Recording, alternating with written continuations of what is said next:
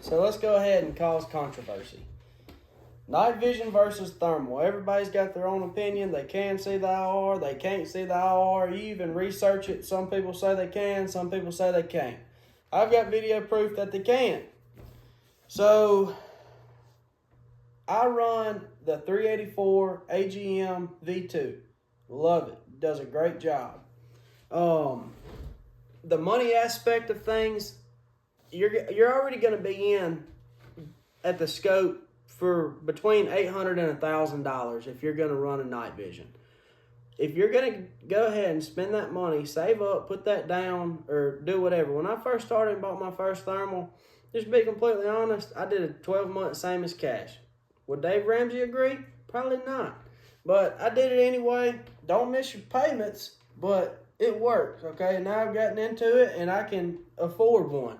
So the 384 runs about $2,300 out the door, and comes with 2 battery packs. Batteries last forever. I mean, I ran mine for 9.5 hours the other night.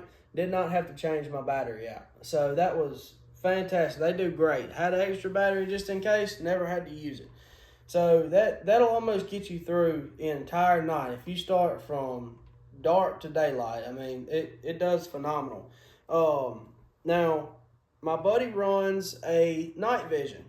We had a couple coyotes come into the field the other night. I'm going to provide videos of this that you can hear me in the background say, all right, go ahead and cut it on.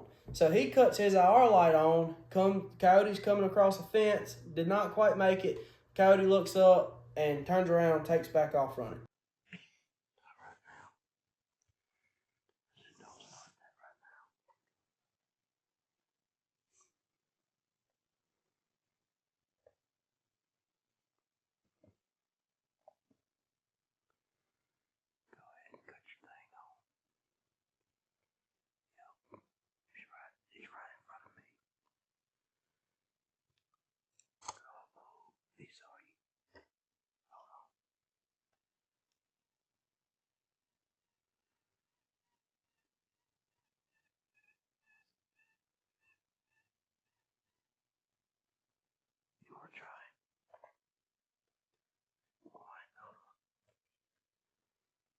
Now, I'm not saying you're going to go out there with an IR light and run every coyote off.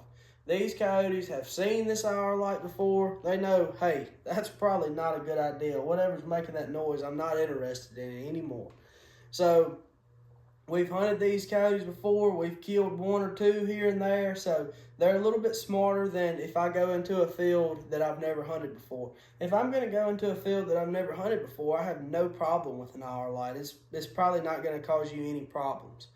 But I know for a fact that thermal is not going to cause any issues.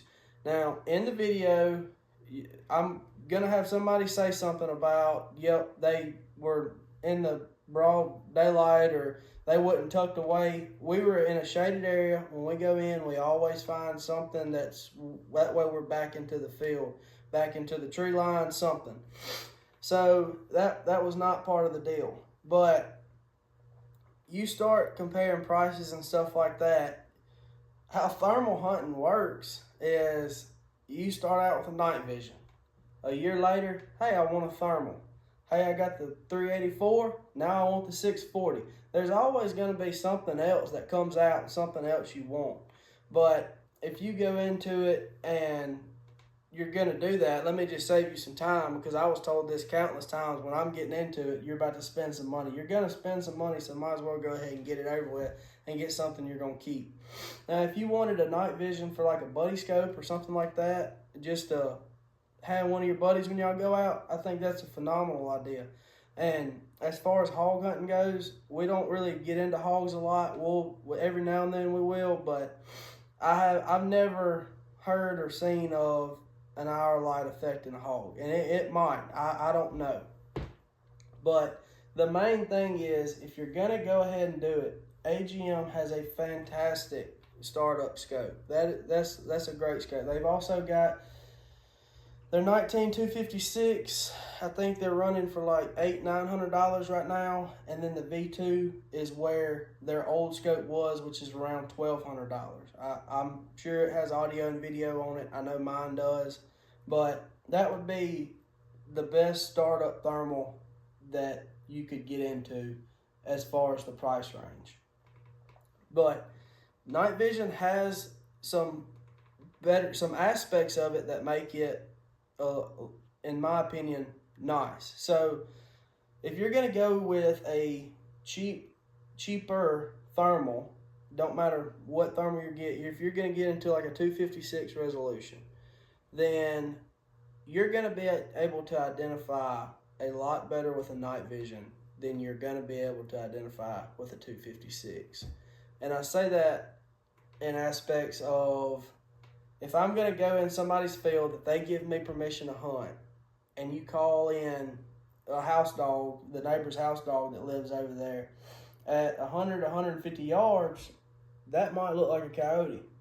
But if I've got somebody standing next to me with a night vision, they're going to be able to say, hey, no, that's Jared's lab. We don't need to shoot him. So it has its ups and downs, but overall, coyotes can see the IR light, first off. The thermal, it looks a little bit cooler, honestly. And you can see a lot more stuff with the thermal than you can a night vision. There's been several times to where me and my buddy are hunting or whatever, and I've got them in, say, a little bit taller of grass. I can see it no problem. He can see eyes, but that's it. So if you're going to go ahead and get one, save up and get you a thermal, preferably AGM. That's what I like. But that's my opinion on the topic. I say opinion. I've got facts to prove what I just said. So it is what it is. Maybe it'll help you out determine whatever you're about to get into. But I hope you have deep pockets, because it's a lot of fun and you're going to spend some money either way.